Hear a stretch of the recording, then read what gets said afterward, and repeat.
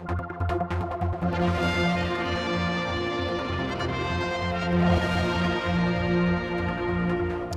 from the Sayle Gallery, and sort of two exhibitions in one. This one is obviously a very TT stroke MGP stroke the Festival of Motorsport orientated. I think we've covered all our bases here with Chris here, the curator of this. It's your work, but others as well. There's 6 artists altogether, yeah.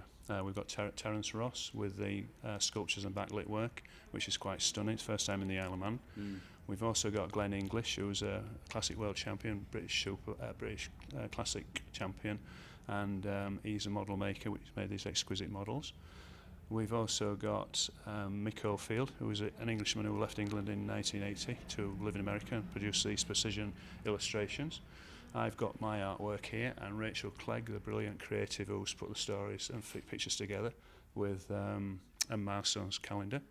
And Ian Proctor, who's a superb photographer, and actually he's created our signature piece, which is the Gary Johnson photograph, the stunning Gary Johnson photograph that we've used on our social media. Now this has all come about, I believe you had a conversation with the government officials some years ago to get more of a all-round feel for what was the Manx Grand Prix. I did. I've raced myself. I'm very much an enthusiast. I might race again, crazy as that seems. And I was talking to Martin Quayle about the worrying matter of the Manx Grand Prix losing money. So I suggested to him he look at the Goodwood Revival, which goes from strength to strength. It's a sellout already again this year, 149,000 last year, £18 million in pre-ticket sales. And using that sort of success format might be the way to go. And they seem to have adopted that. Paul Phillips was briefed to bring about the inaugural Classic TT, which he has this year. And my reason for being here is to support that experience, is to make it not just the Manx Grand Prix by a different name and everybody going, oh, it's just the same, and it's still expensive to get there. They have to have a reason for coming. It has to do something for someone, everybody.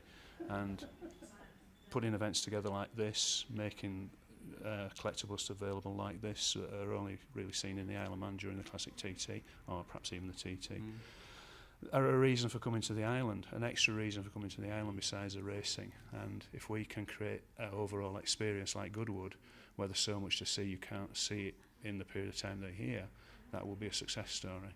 And given that I understand the ticket sales are already up by 50%, it helps bring revenue to the island, support the infrastructure, the roads, the hospitals, and all the things that people enjoy, the quality of life. Now, I believe this only went in literally overnight, didn't it, the other day? It's been quite a rush to get it sorted, hasn't it? I arrived on Friday at, we were 3/4 of an hour late, and I came straight from the boat to the gallery, and we had some volunteers here and senior staff, and we installed this in about 4 hours. So maybe not everyone knows you're actually here yet, so you're going to be on for the whole of the festival period? We're here for the full 2 weeks. We did quite a bit of social media promotion beforehand, and we have contacted local media and of course people like yourself, and hopefully people find us. And everything for sale? I mean, some red dots on. Is that for sale or just not for sale? These items are sold, but they are commissionable. Glenn's presently got a 3-month waiting list. Wow. Terence is pretty much everything else is still for sale if it hasn't got a red dot on it. And the prices go from somewhere around about £10 right up to £3,000. And the pictures of you bringing a motorbike just now, these for sale or not? Actually, the matchless G50, it's a Fred Walmsley built machine, and they retail for £50,000. That's actually for sale for £35,000, so it's a bit of a bargain. It's actually been used in the British Championships, and Wayne Gardner's riding that at the Goodwood Revival. After that, someone can take it home, and I wish it was me. So come down to the Sayle Gallery and bring a checkbook at the same time. Absolutely, yeah. And the Laverda is extremely rare. There are only 2 in the world. The other one doesn't run.